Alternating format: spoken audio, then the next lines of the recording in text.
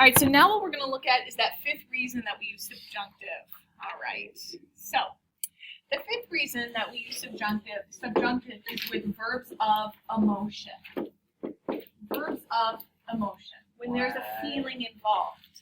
Okay, so there's lots and lots of ways to express emotion. I'm going to give you the most common ones, but you always recognize that this isn't the entire list. This isn't the list in its entirety. Okay. So the first one I'm going to give you is a star, because when we talk about how somebody feels, we always use a star. Can anybody think of feelings? Okay, I'm going to skip cansado. Okay. Because I'm looking for like happy or sad. Okay. So contento. Feliz is a different Feliz. or is it the same? No. Alegre. Okay. All words for happy. It's not sad. No, like happy. Anybody know sad? Descansado. Triste.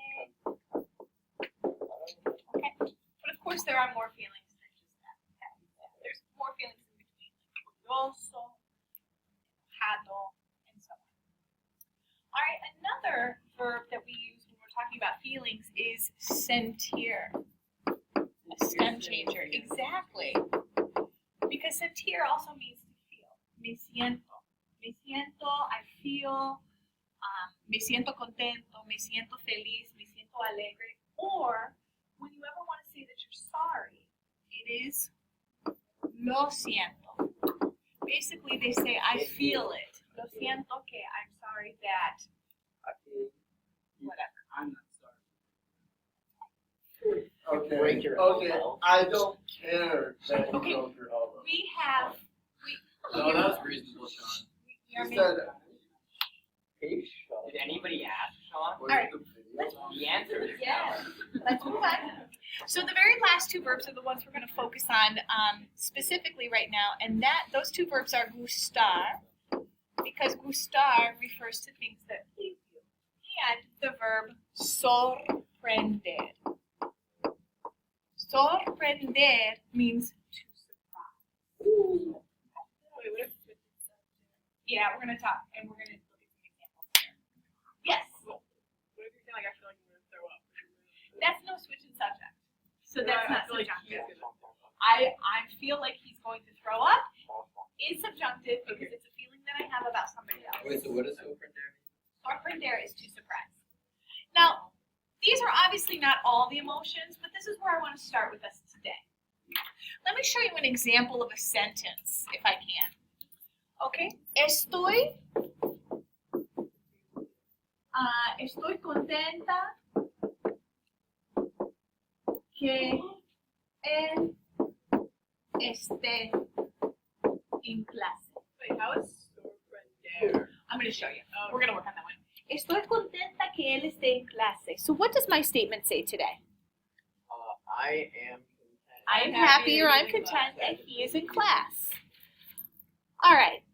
So the question always comes up, Senora, why is this subjunctive? And the only way that they can explain this, because I've always felt like subjunctive is pretty cut and dry. It's something that you want of somebody else, but feelings never really had that same idea to me. So the way that they explain this is, while I am happy that he is here, other people might feel differently.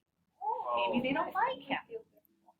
And so I'm only expressing my own opinion about this person, whereas other people might feel very differently. I think he's great, but everyone else hates him. All right? And so my feelings projected upon somebody else is always going to be subjunctive. You're not projecting it. You're literally saying it. That's how I feel. So to us in English, that sounds like a fact. I'm stating a fact. This is how I feel about him. But in Spanish, any feelings about someone else will always signify the need for subjunctive. Okay. So now let's take a look at a verb like sorprender or gustar, because they work exactly the same. Right? So I'm going to so when we use a verb like gustar or sorprender, we have to incorporate the indirect object pronoun. Your indirect object pronoun. So you remember we say it pleases me, or it pleases you, or it pleases him or her. Me gusta. Good. So your indirect adjective pronoun, if it's me that's doing the liking, is me. If it's you, it's Why'd you write top?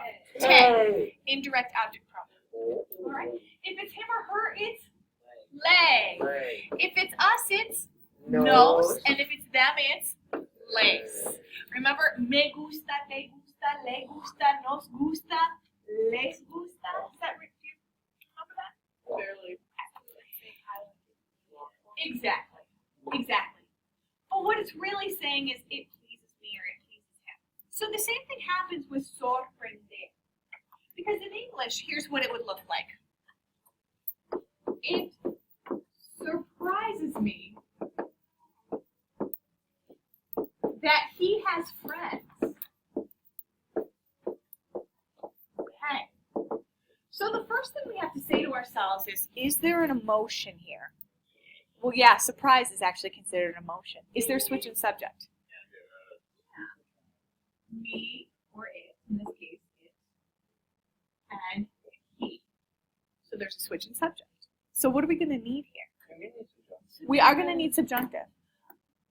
But we're going to have a little difficulty preparing the first part of this sentence. Because the verb is sorprender, but what form does it go in? Does it go I, you, he, she, we, or they? If it's it surprises. He, she, it. So how do you say he, she, it surprises?